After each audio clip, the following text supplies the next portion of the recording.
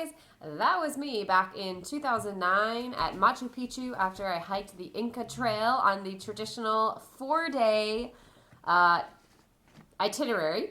And I wanted to share with you guys today the 6 things that I wish I had known or done or purchased, etc., fill in the blank, before I had hiked the Inca Trail. So back in 2009, I was 25. I still have a big sense of adventure, but I was a lot less cautious about preparing for trips and thinking about physical challenges and all those sorts of things. Now, if I had prepared the way that I did then, my trip would probably be half as enjoyable as it was. It was a phenomenal trip. If you're thinking about hiking the Inca Trail, I say go and do it. But these are the 6 things that I wish I had really known about before I started that trip. Number 1 is the physical challenge of the trip, of the actual trail. And sometimes I go back and forth about this one, and I think, well, maybe if I had known exactly how physically challenging it was, I maybe wouldn't have done it, or it would have made me anxious thinking about what I was getting myself into. But the reality is I could have maybe trained. I could have prepared my body better. It's a really hard hike. And it's not going to be really, really hard for everyone.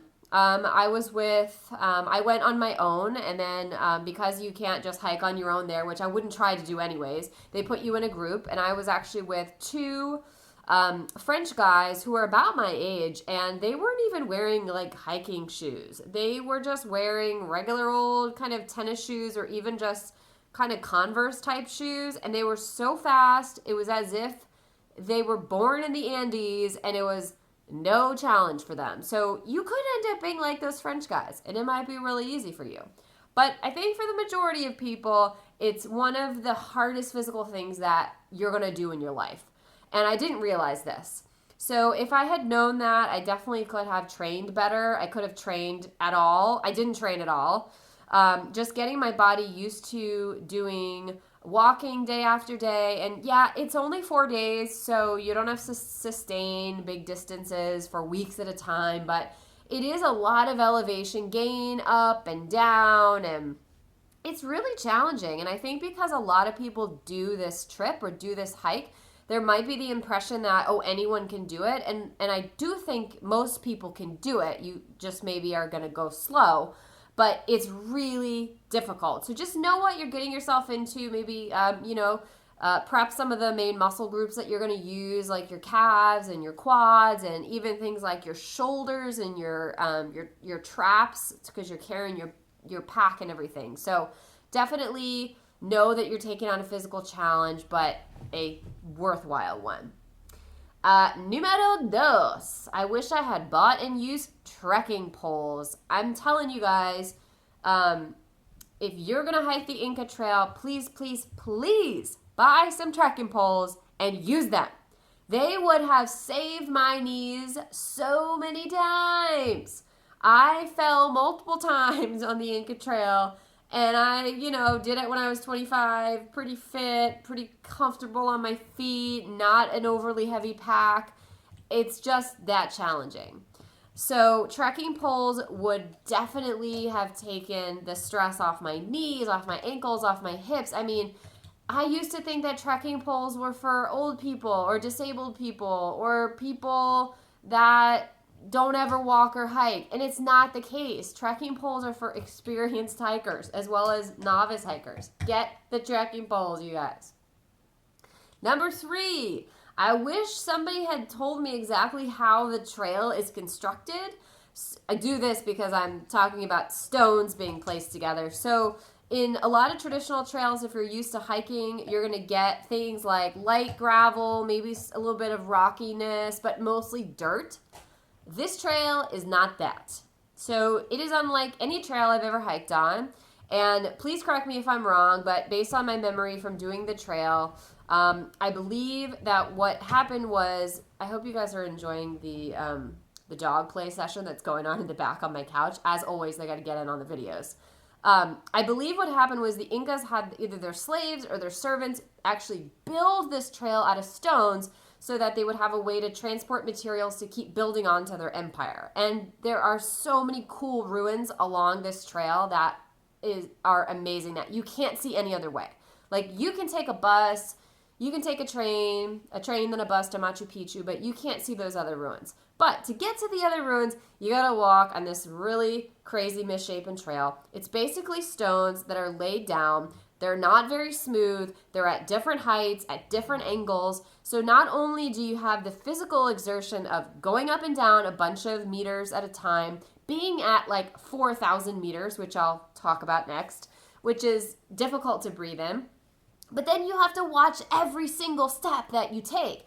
And I think if I had known that part of the challenge, I would have actually seriously considered hiking poles, because I think it would have saved me and I wouldn't have fallen as many times as I fell. And I just fell because you step in the wrong part of the stone and your foot just kind of comes out from under you. It's just really challenging mentally to pay attention. So I'm going to insert a picture here.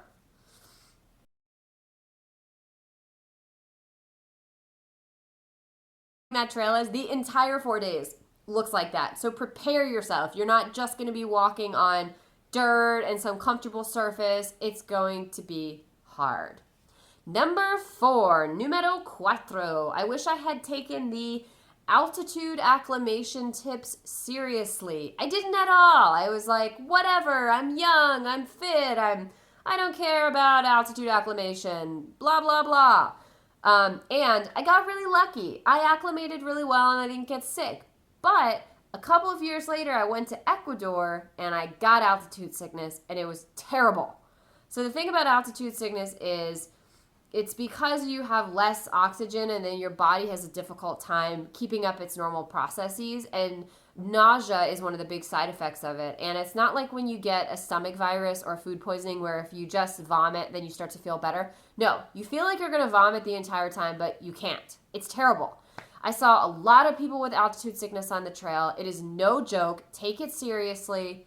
There were people who were sucking it up and pushing through, but it made their trip completely miserable. And then I saw people riding back out of the trail on donkeys because they couldn't make it to the end. So what a way to totally ruin your vacation.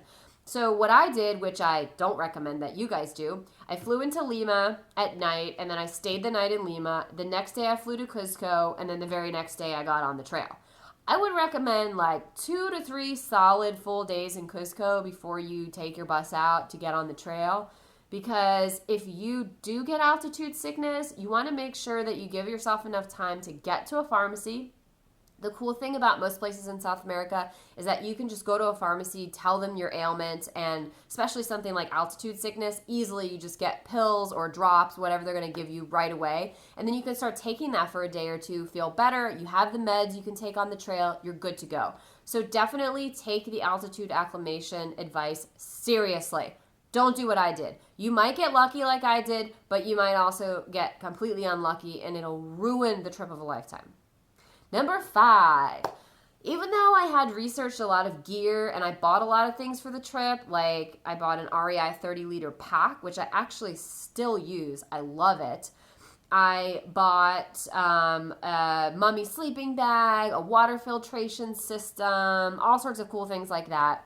I did not really research clothing very well other than some hiking pants and hiking boots. I wish I had packed warmer layers because I was cold at night, and luckily I figured out how cold it was just from spending one day in Cuzco. So I went out in Cuzco to some of the local little markets and I ended up getting some Peruvian wool things. Pause just for a moment while I go get my Peruvian wool hat. So here is the wool hat that I ended up purchasing, and it's awesome. I still use it to this day. It's actually reversible, so it has a lighter brown on the inside and then a darker brown on the outside. Oh, it's got nice ear covers, these little doodads, which I don't really know what these do, but they kind of make you look cool and, you know, kind of South American. So I love this thing. I'm glad that I purchased it. It was not expensive at all. I still wear this thing. It's super warm. It's one of the warmest hats that I own. But I also had to purchase some, I I purchased 2 wool ponchos, which again, I'm glad that I did because I still wear them and I get compliments on them and people ask me about them and I love them. They're super warm, but they weren't the best like hiking clothes. They're kind of bulky and heavy. I had to carry them and then just not the best thing for a backpack. So definitely do more research on how cold it's going to be. It was really cold at night. I mean, I was wrapped up in my mummy sleeping bag and like if I moved 1 little inch, I could maybe feel cold air on my face.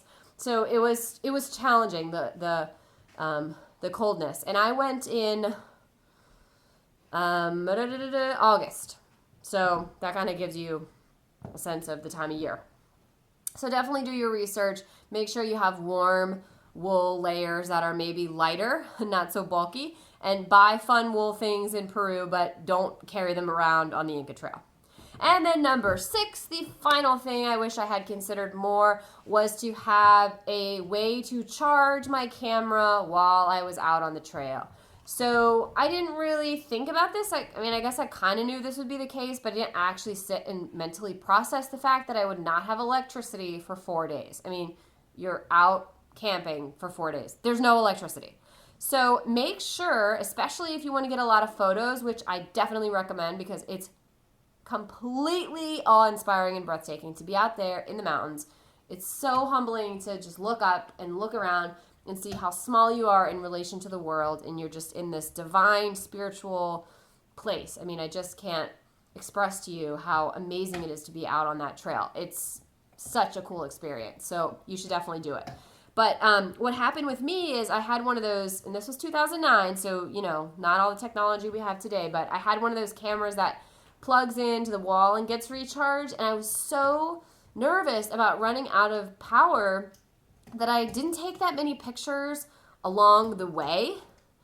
And because I didn't want to run out and not have any juice in my camera to take pictures of Machu Picchu, which is like the whole reason why you're hiking for the 4 days. I mean, you find out while you do it that there's way more to it than just getting to Machu Picchu. But I definitely wanted to have enough juice to take pictures of me at Machu Picchu because, you know, hello, that's like the highlight of the trip. That's like the ruin to see. So I was really cautious. I didn't take nearly as many pictures as I wanted to. So if you want to take a lot of pictures, which I definitely recommend, if you want to do any video footage, definitely you need like a charging bank or something that's going to charge your phone or your camera at least 3 or 4 times because you will have no access to electricity and you want that thing to last for 4 days. So I hope all of these tips have been useful for you guys. If you've hiked the Inca Trail and you have other suggestions for my viewers, please leave your comments below. And if you're planning on hiking the Inca Trail, I'd love to hear about when you're going, what your plans are. I just had a phenomenal time on that trip. It was life-changing, definitely one of the most challenging physical things I've ever done in my life. I probably would not do it again, although, I don't know, I could maybe be convinced if a family member or friend really wanted to go and wanted me to go because I've already done it, but it was just amazing. And then I got because I'm a teacher and I have summers off, I was lucky enough to be able to stay in Peru for a whole month. I stayed in Arequipa and worked at a school and tried to learn a little bit of Spanish. And then I also hiked the Colca Canyon, which is twice as deep as the Grand Canyon. But you guys, after the Inca Trail, it felt really easy. Although I'm sure if I did it now, I would think it was really hard. So I just loved my time in Peru. It's such a special, amazing place. And if you do go to the Inca Trail, please try to learn about local Quechua culture and just learn about the indigenous peoples there. They have been struggling for years to be able to keep their land and keep some of their jobs, like being porters on the Inca Trail. So definitely do your due diligence as a traveler and learn about the indigenous people who live out in the Andes Mountains, where you'll be traipsing through for 4 days. So thank you guys for tuning in. I'll see you guys in my next video very soon. Bye!